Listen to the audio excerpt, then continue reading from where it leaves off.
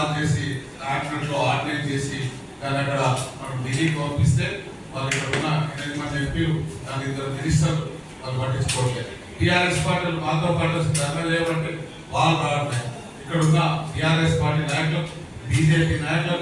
ఈ వేదిక గాంధీ భవన్ వేదిక ద్వారా నేను డిమాండ్ చేస్తున్నా, బీసీల మీద మీకు ప్రేమ ఉంటే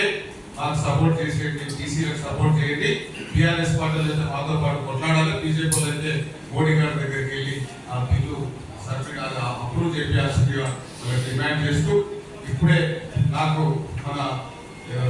సోషల్ మీడియాలో టీవీలలో చూస్తున్నాం, ఈ భారతదేశంలో ఈ బీజేపీ కానీ ఇక్కడ వాళ్ళకి సంబంధించిన పార్టీలు కానీ వాళ్ళకి సపోర్ట్ చేస్తున్న పార్టీ ఎన్డీఏకి సంబంధించిన అందరూ మా రాహుల్ గాంధీ గారు లాస్ట్ 1 వీక్ 10 డేస్ నుంచి చాలా డీటెయిల్డ్గా అనుభవం పేరుస్తామని చెప్పి ఆ యూపీలో కానీ బీహార్లో కానీ మహారాష్ట్రలో కానీ ఎక్కడ ఎలక్షన్ జరిగినా ఆ దొంగ ఓట్లతో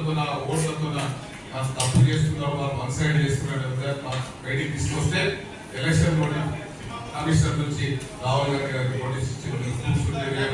గ్రూప్స్ అన్ని ఎక్కడెక్కడ ఒక ఇంటి నెంబర్ మీద ఎంతమంది ఉన్నారు, ఒక ఇంటిలో ఎంతమంది ఉన్నారు, ఒకటే గ్రామంలో ఎంతమంది ఉన్నారు, ఒక కాన్స్టిట్యూన్స్ లో ఎన్ని వాళ్ళకి సంబంధించిన ఓట్లు వేయడానికి గ్రూప్స్ తో చూపించి ఈ రోజు ఢిల్లీలో ర్యాలీ చేస్తుంటే రాహుల్ గాంధీ గారిని ప్రియాంక